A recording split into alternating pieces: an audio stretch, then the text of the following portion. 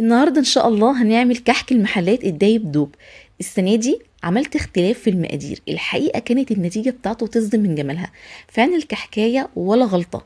عملت شكل جديد منه كمان بالمكسرات، مختلف، يمكن اول مره هتشوفوه على الميديا. اداله شياكه جدا، هتتميزي بيه ان شاء الله عن غيرك في ضيافه العيد. مش بس في طريقه العرض، لا، ده كمان طعم الكحك نفسه فظيع من هنا للسنه الجايه.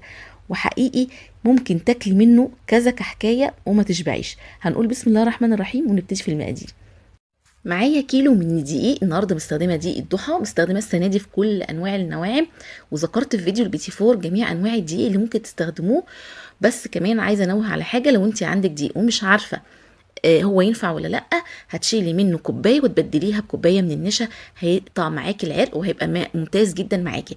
كيلو دي حطيت عليه رشه ملح، حط عليه معلقه صغيره ممسوحه من البيكنج باودر وزن 7 جرام. هنزل عليهم بحوالي 4 معالق كبار من السكر البودر. هنزل عليهم بمعلقه صغيره من المحلب المطحون، بس انا نخلته علشان كنت حاسه ان هو مش ناعم. فلو انت حاسه ان المطحنه بتاعتك ما طحنتوش كويس، لا، ادخليه علشان مبقاش فيه. شايفين حاجز ايه؟ فبلاش منهم. معلقه كمان صغيره من ريحه الكحك، ودي بتيجي من عند العطار. معلقتين كبار من السمسم المتحمص، كنت لسه محمصاه لسه في الطاسه، نزلت بيه. هقلب كده المواد الجافه دي كلها مع بعض بالشكل ده. والاختلاف بقى بتاع السنه دي ان انا عملت مزيج ما بين الزبده والسمنه البلدي. الزبده دي زبده ايرلندي، السمنه سمنه بلدي بقري. عايزه اقول لكم المزيج ده كان ملوش حل في الكحك. النهارده مستخدمه 300 جرام من الزبده، 300 جرام من السمنه. جربوا الخليط ده يا جماعه في الكحك هتنبهروا، الحقيقه انبهار. والله العظيم يا جماعه ملوش حل. حطيت السمنه على مقدار الدقيق، واحط الزبده زي ما هما الاتنين يا جماعه بدرجه حراره المطبخ. تمام، لازم يكونوا لاينين معاكي علشان يبقوا سهلين معاكي وانت بتبسي. هتبسي على ايدك او في العجان. المهم ان انت هتوصلي كده لكذا مرحله. اول مرحله هتحسي ان هو شبه الرمل المندي، وبعد كده هيبتدي يكتل منك سنه كده بسيطه. هنبتدي نضرب تاني. الموضوع هياخد منك شويه وقت في البس، بس صدقيني هي دي المرحله اللي هتنجح معاكي الكحك. لو انت عندك عجان هيريحك طبعا من كل الكلام ده.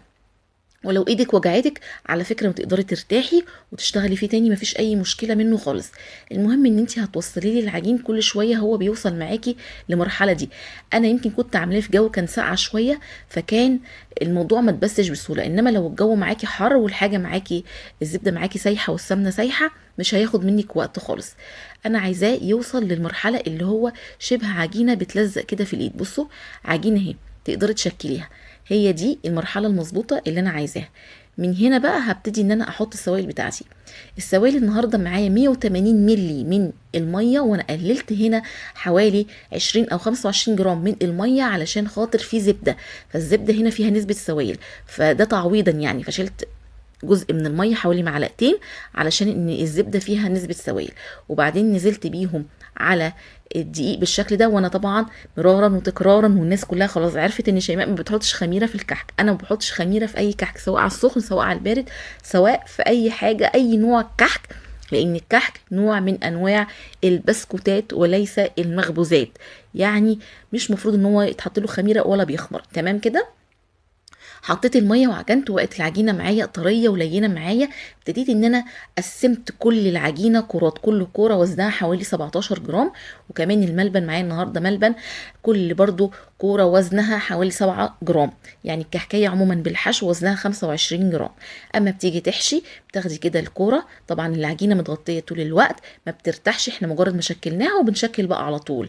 يعني قسمنا العجين وبعدين بناخد كل كوره بنحشيها وبنشكلها على طول. تمام. حسيتي ان العجينه ناشفه في ايدك، بايدك كده يعني ابتدي ان انت ليني فيها، هتلاقيها معاكي زي الملبن بالظبط. بتبقى طريه وسهله في التشكيل. على فكره الكحك ده مريح عن الكحك اللي على السخن يعني وانتي شغاله فيه بيبقى مريح اكتر. فبصي، انا حشيت جوفت وحشيت، وببتدي ان انا بتبصمي بقى. عايزه تنقشي براحتك خالص، بس على العموم الكحك بتاع المحلات دايما بيكون بالبصامه. تمام كده. حتى البصامه بتديكي شكل بارز، وعمرها ما هتخرج منك، يعني عمر النقشه ما هتسيح منك ابدا في الفرن، لان احنا مستخدمين بيكنج باودر، ماده رافعه. يعني يا دوبك 7 جرام او 10 جرام بالكتير قوي على الكيلو دقيق كله. تمام كده. عملنا بالبصامه جزء، والجزء التاني بقى هو ده الشكل المختلف بتاع السنه دي. انا عملت زي تجويف كده في الكحكايه باي حاجه عندك ان شاء الله بصباعك حتى، وبعدين بنقش حوالين التجويف ده بكل سهوله. حتى هي في المنقاش بتكون سهله ولذيذه جدا، مش متعبه خالص، ولا العجينه هتطلع في المنقاش خالص. بعد ما خلصتها ببتدي ان انا ازود كده التجويفه سواء بصباعي او باي حاجه، عشان لما تدخل الفرن انا عايزاها تاخد اكبر كميه من المكسرات. شكلت بقى اللي هو البصامه ده، واللي هو محشي ملبن ده بيستوي في حراره اعلى من المتوسطه. الرف اللي فوق الشوايه بكون مشغله الفرن قبلها بربع ساعه، لازم يكون الفرن سخن جدا عشان يستوي معاكي بسرعه. وبعدين بعد ربع ساعه بلاقيه واخد لون ذهبي كده من تحت، ببتدي ان انا اشغل الشوايه على الهادي عشان ياخد لون موحد من فوق، وده بيكون شكله واخد تسويه حلوه جدا، لون ذهبي من فوق ومن تحت زي بعض بالظبط. بالنسبه للكحك الساده اللي هو متجوف ده طبعا مختلف جدا في التسويه عن التاني. ده بيدخل على حراره متوسطه، رف اوسط، بياخد حوالي 25 دقيقه وبيطلع بالشكل ده.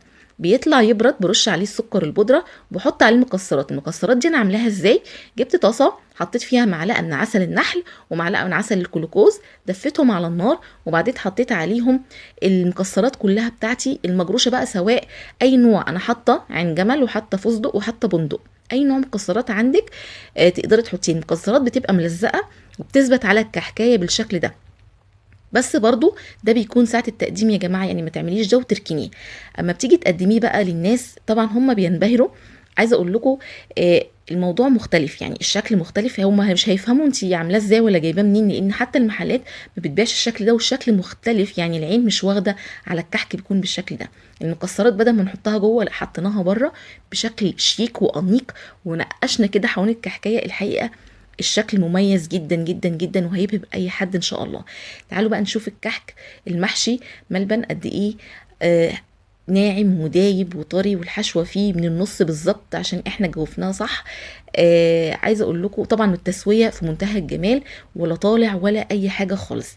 بس كده، وده فيديو النهارده. هستنى تطبيقاتكم على جروبي على الفيسبوك، جروب سفرة شيماء، واشوفكم على خير بفيديو جديد ووصفه جديده. وشكرا ليكم، مع الف سلامه.